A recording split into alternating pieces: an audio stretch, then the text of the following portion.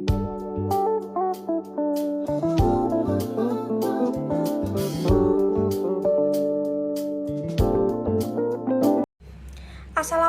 warahmatullahi wabarakatuh.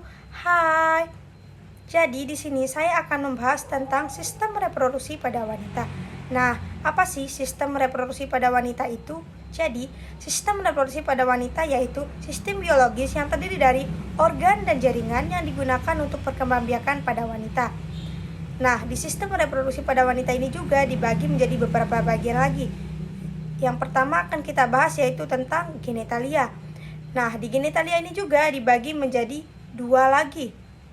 Yang pertama yaitu genitalia eksterna dan genitalia interna. Yang pertama kita akan bahas yaitu genitalia eksterna. Bisa dilihat langsung ya gambarnya. Jadi, genitalia eksternal adalah alat kelamin yang tampak dari luar atau yang bisa dilihat langsung oleh mata. Nah, terdiri dari apa saja sih genitalia eksternal itu? Yang pertama di sini ada mohon pubis. Mohon pubis itu tempat tumbuhnya bulu-bulu halus. Yang kedua ada klitoris. Yang ketiga ada uretra. Yang keempat ada vagina. Yang kelima ada himen atau selaput darah. Yang ketujuh di sini ada labia mayor yang berada di luar. Sedangkan labia minor berada di dalam. Di sini juga terdapat perineum, yaitu pembatas antara vagina dan anus. Dan yang terakhir di sini ada anus. Nah, di genitalia eksternal ini terdapat dua kelenjar, yaitu kelenjar Bartholin dan kelenjar Skin. Di mana saja sih letaknya? Kelenjar Bartholin terletak di sisi-sisi vagina yang berfungsi untuk melumasi vagina. Sedangkan kelenjar Skin berada di sisi-sisi uretra, fungsinya sama, yaitu menghasilkan selaput lendir. Nah, selanjutnya yang akan saya bahas yaitu genitalia internal. Apa sih genitalia internal itu? Jadi, genitalia internal adalah alat kelamin yang tidak tampak dari luar, artinya berada di dalam. Terdiri dari apa saja sih genitalia internal itu? Yang pertama di sini ada uterus atau rahim, sebagai tempat disimpannya sel telur yang sudah dibuahi hingga menjadi janin dan siap untuk dilahirkan. Yang kedua di sini ada ovarium.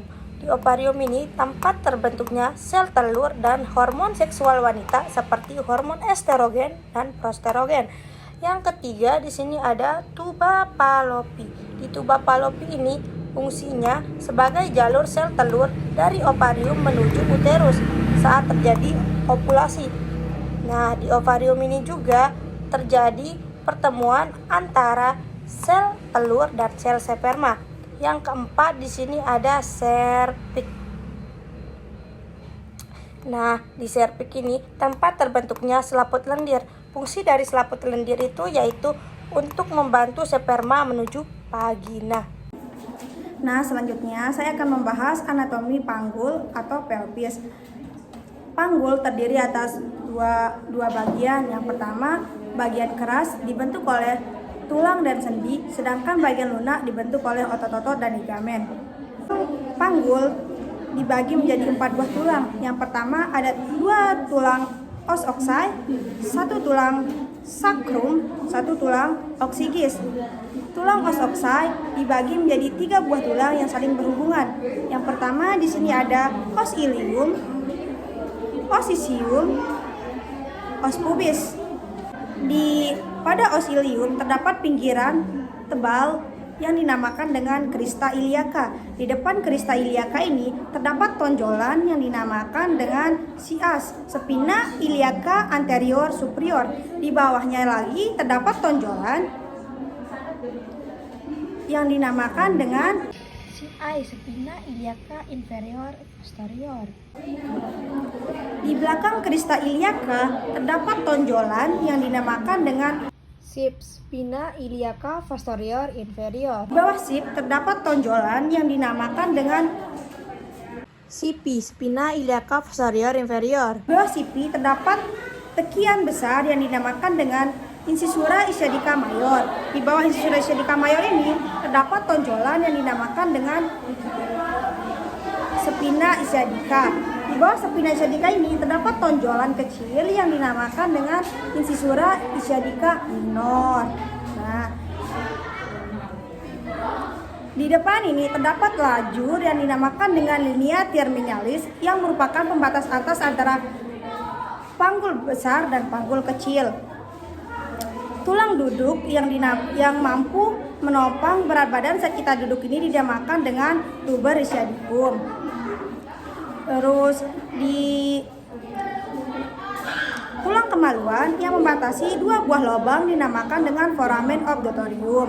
Nah, di samping foramen obturatorium ini terdapat mangkok sendi yang dinamakan dengan acetabulum.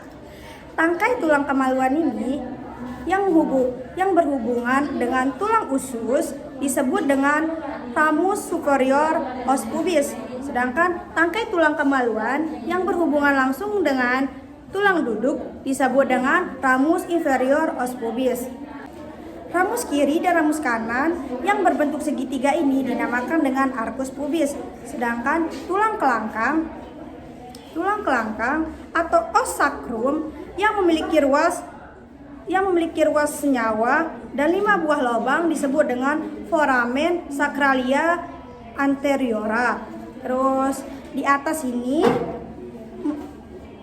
terdapat tonjolan yang dinamakan dengan promontorium. Kemudian di belakang ini terdapat cuak-cuak duri yang dinamakan dengan crista sacralis. Nah, selanjutnya saya akan menjelaskan sendi atau artikulasio. Di panggul ini terdapat 3 buah sendi. Yang pertama di sini ada artikulasio sacroiliaca yang menghubungkan tulang ilium dan sacrum. Di bawah ini terdapat artikulasio oxygius yang menghubungkan tulang sacrum dan oxygis. Nah, yang terakhir di sini ada artikulasio symphysis pubis yang menghubungkan pubis sinistra dan dextra. Nah, selanjutnya yang saya bahas di sini yaitu tentang jenis-jenis ligamen pada panggul atau pelvis. Nah, yang pertama di sini disebut dengan ligamentum supraspinatus, yang kedua disebut dengan ligamentum ilium vale, yang ketiga yang di sini disebut dengan ligamentum sacrotuberale. Nah, yang di bawah ini disebut dengan ligamentum arcuate pubis. Nah, yang kelima yang di tengah ini disebut dengan ligamentum dorsosacroiliaca. Nah, yang terakhir yang di sini disebut dengan ligamentum sacroiliaca posterior. Bagian lunak selanjutnya yaitu otot atau musculus. Nah, yang pertama di sini ada musculus piriformis. Yang kedua di sini ada musculus levator ani. Yang ketiga di sini ada musculus obturatorius internus. Nah, yang selanjutnya di sini ada musculus sphincter ani. Yang di bawah ini musculus sphincter vagina, dan yang terakhir di sini ada musculus oxygius.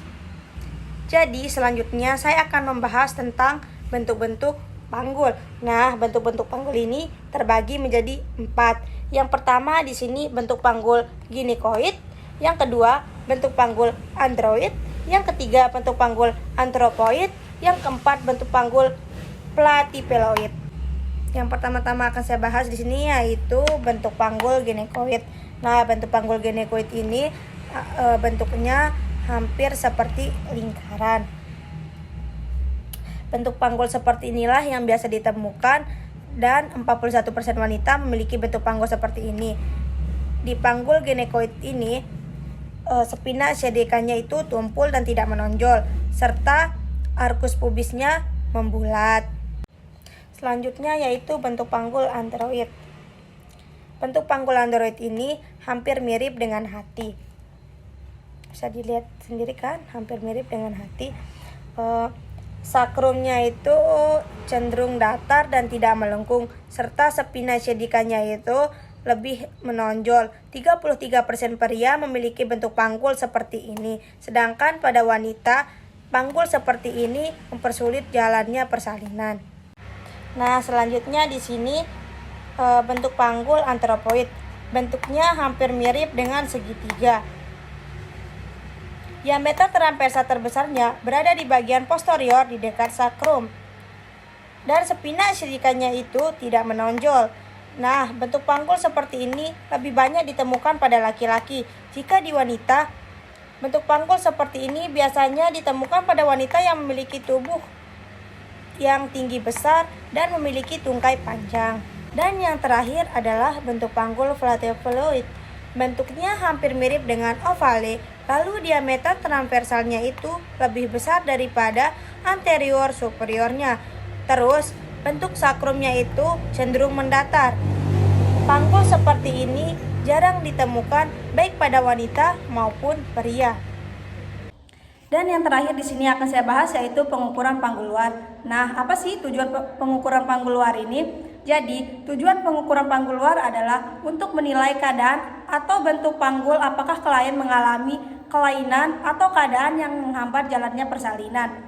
Jadi, pemeriksaan panggul luar ini di sini ada 4 tahap. Yang pertama, distansia spinarum, yang kedua, distansia cristarum, yang ketiga, conjugata externa, yang keempat, pemeriksaan lingkar panggul. Jadi, yang pertama-tama yang akan saya bahas di sini yaitu distansia spinarum. Pemeriksaannya itu dilakukan dari spina iliaca anterior superior dengan jarak normalnya 23 sampai 26 cm.